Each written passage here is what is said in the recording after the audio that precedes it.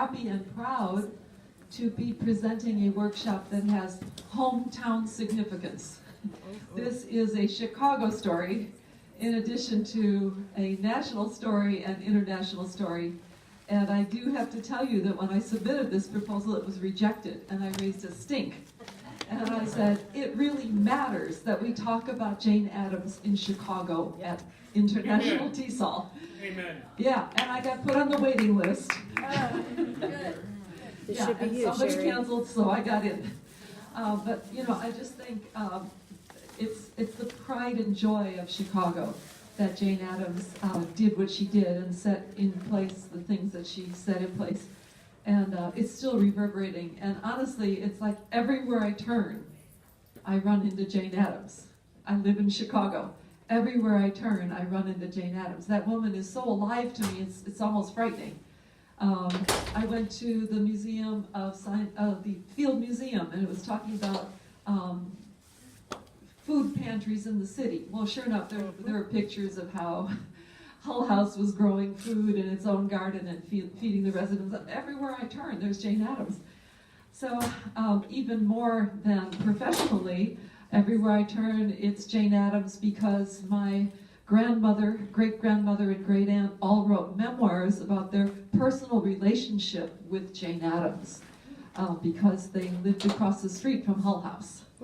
So Hull House is located at 800 South Halsted, and my great-grandmother's family lived at 801 South Halsted. It's pretty amazing. So I have a personal stake in this, a professional interest, and then as a social activist, an interest in it. So I'm very happy you're here. I want to just show of hands, who has had some kind of connection to Jane Addams or Hull House? All right, the Union side of the Civil War, which had just ended, and that those had a deep effect on her. She entered the Rockford Female Seminary in 1877, which is what young women of her class did. And they were expected to become seminarians. She was the prize student there. She was a debater. And she was elected the class president, and while in the seminary, despite the fact that there was quite a bit of theological training, she rejected all calls to join a religion. And here's what she said in her book, 20 Years at Hull House. I have been reasoned with hours at a time, and I recall at least 3 occasions when this was followed by actual prayer. I was singularly unresponsive. So she was obviously identified as a leader very early when she was at the seminary. Interesting just to remember that, you know, this Puritanistic view we always get of doddering Jane Addams, you know, with her silly hats. She actually had some, you know, fun in the seminary and broke some rules, and that you can contribute to the world even when you've been a bit of a rebel as an adolescent. She was a debater, and the year that she debated in a conference in Northwest Illinois, she was the only, actually there was a women's team, but she went there as a representative. Can you recognize anybody else there? Well, that's the one and only, what's his name again? I always forget. William Jennings Bryan. And she debated, and she came in 5th, he came in 2nd. But as you can see, she was not afraid of competing with the men or competing among the men. And she was a terrific debater, and that really served her later on. She was on the board of the NAACP, the very first board, was very concerned with racism and segregation and lynchings at the time. With colleagues at Hull House, they started innumerable organizations, and I can't even list them all on a slide. Many of them visit to the farm. It's called A Wonderful, Wonderful Man, and in the play I have her singing this with John Dewey.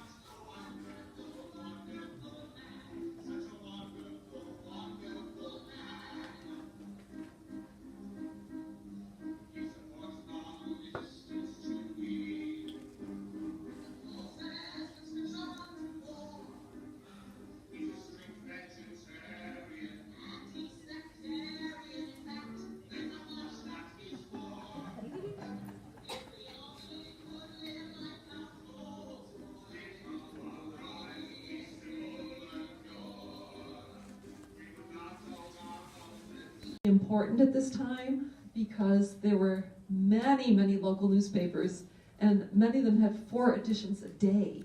Wow. So those newsies would be out there selling the morning edition, the afternoon edition, the late edition. Incredible.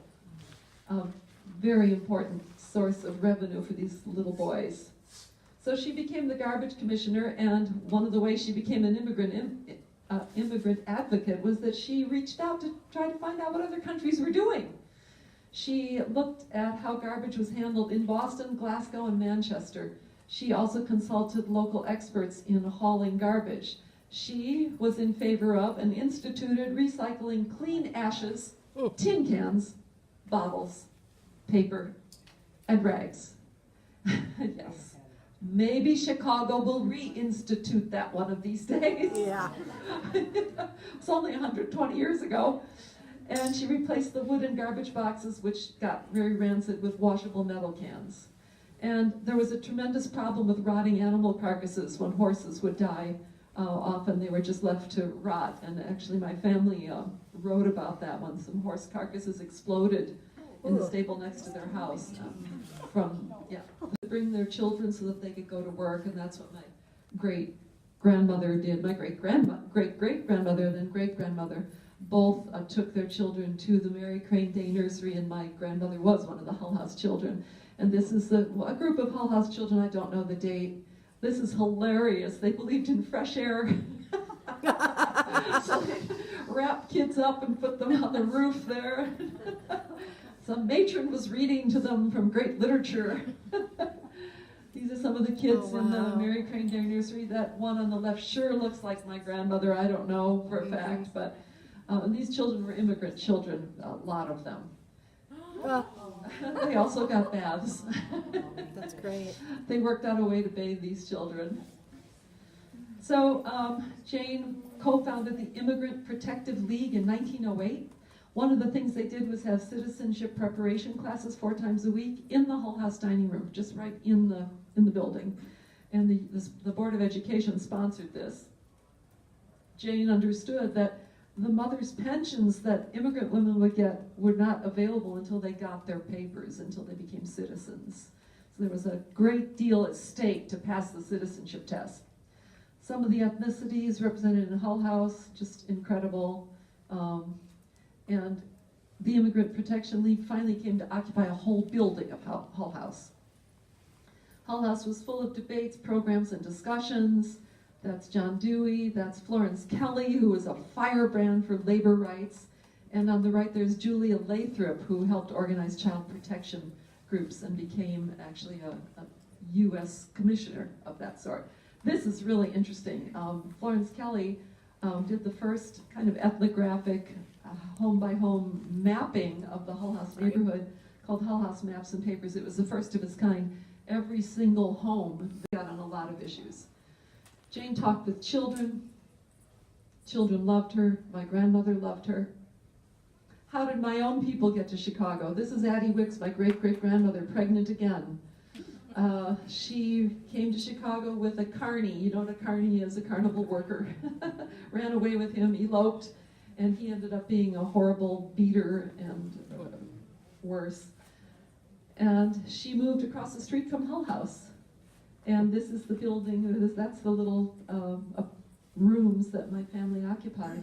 This is a sketch from 20 years at Hull House of what they saw across the street, and that's where my family was. So this is Nellie Wicks, my great-grandmother, who was a dear friend of Jane Addams, and I have a signed photograph given to Nellie by Jane Addams. I was going to bring it today, but I was taking the train. I just thought, oh, what if something happens? But it's very meaningful to my family. And that's my grandmother, Edna, who was a Hull House child, and Florence, her sister, both Hull House children. And the play that I'm writing is about these 3 times that Jane Addams intervened to save my family. The tea kettle event, where she saves my great-great-grandmother from being killed by her husband in delirium tremens. The dead baby event, when Jane Addams buries the child of my great-grandmother. that died at 3 months, and she brought it to Jane Addams by streetcar, and Jane Addams was willing to bury it.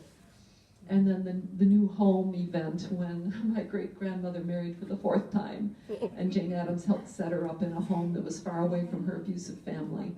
So this is real. I mean, you can't make this up. And here's my grandmother in about 1920 when she was being taken under wing by Jane Addams. This is the signed photo I told you about. And then this, most meaningfully, Jane Addams knitted a sweater for my mother. When my mother was 2 months old, and that little critter there on the left is my mother, in the sweater that was knitted by Jane Addams in 1924. Do we still have that sweater, you ask? No! My mother decided to pull on the thread when she was 3 and destroy the entire thing. But at least we do have a photograph.